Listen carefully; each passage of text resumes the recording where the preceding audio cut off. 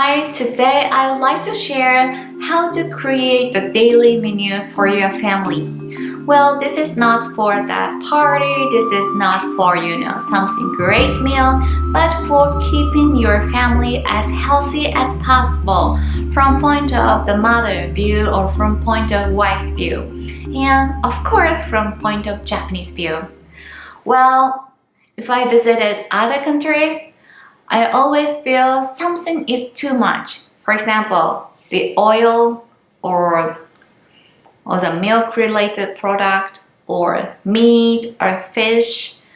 And I always feel something less is kind of the vegetable. For the Asian country, I think that I could get enough vegetables. Well, so today I would like to share the 3 points of how to create a good healthy menu. The first one is the source of the protein. And second is the type of the cooking. There could be Chinese, Japanese, and Western cooking. And third is how to get the raw thing. I think the raw could include a natural nutrition which should not be heated. So these 3 points is what I naturally think. I'm not consciously think about it. Unconsciously, I'm thinking about these 3 things. So the first thing is a source of the protein. If you think about the source of protein, what kind of the source can you think about? The first could be a meat, and second could be a fish, and third could be a milk, and fourth could be an egg. What else? What else? The fifth could be a soy-based. As for Japanese, these 5 is really, really important and we can't live without any of it. And someone can live without fish, someone will live without milk base, someone live without, egg base. But Japanese, especially Japanese, can't live without the soy base, I think. If I create in the menu, I always said what could be the main meal today. Main dishes today. It could be a fish, it could be a meat. And actually, Japanese love fish. And as my own opinion, I think that fish and meat percentage should be 50-50. If I eat meat today, the tomorrow should be fish. Then the other day should be a meat again.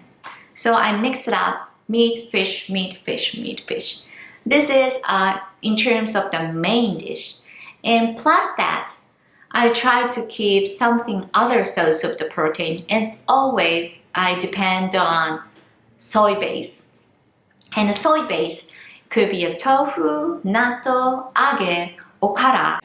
And it really, give us the inspiration how to cook the soy base protein as well. And when it comes to the meat base and the fish base, I naturally do have the limit of the gram. At most 100 gram to 150 gram. If it's 150 gram for one person, I think it's too much. I try to keep from 60 gram to 100 gram. And if it's like a 60 to 70 gram, I feel it is a little bit less than what I want. So if that meat amount or fish amount for one person is like a 60 to 70 gram, I try to add other source protein. It could be a milk-based, egg based, but soy-based.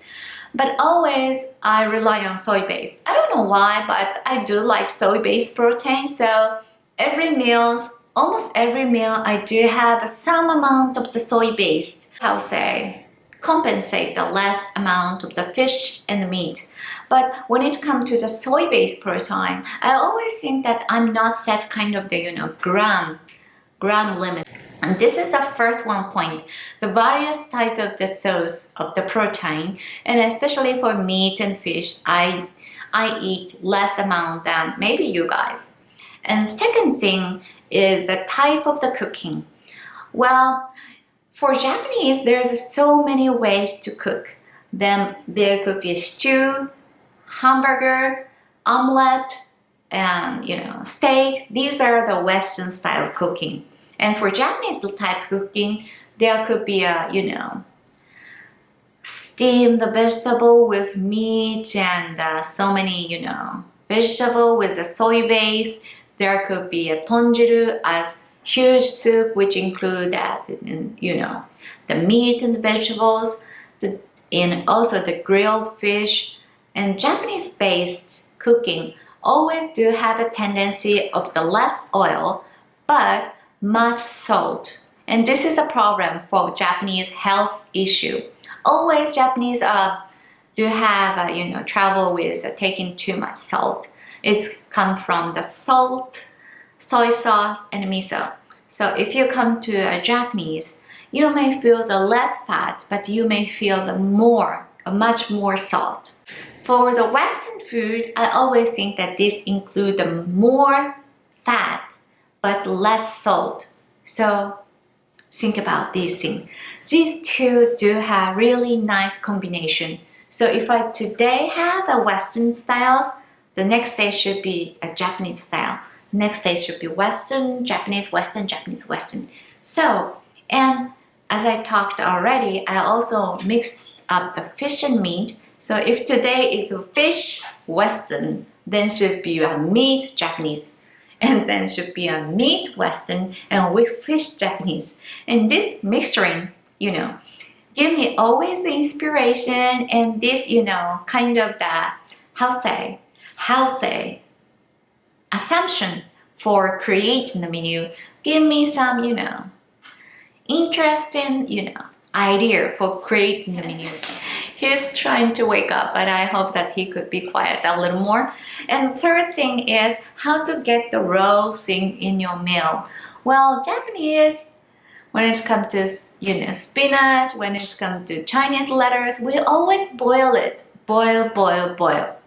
But as you guys like a smoothie, like a raw drink, raw thing should include something important for your body. So every morning I try to eat something raw, especially the raw vegetable, raw fruit, raw milk, and Japanese raw egg as well. And in the morning I try to put that protein of the milk base, and which is I do not take that much in the lunchtime or dinner time. In the breakfast, I try to use the milk, cheese, butter, and raw vegetable. That is easier for the breakfast. So these three are main topics today, what I would love to share for you guys. And I wish that you guys have some inspiration, some good inspiration from my ideas. And I hope that today's video is also understandable. So thank you so much for watching. I'm so happy that I could be updated now.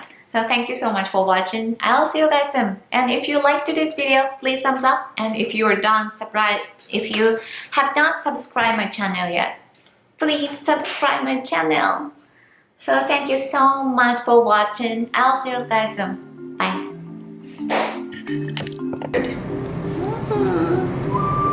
You're such a cute boy. I really love you, my little boy.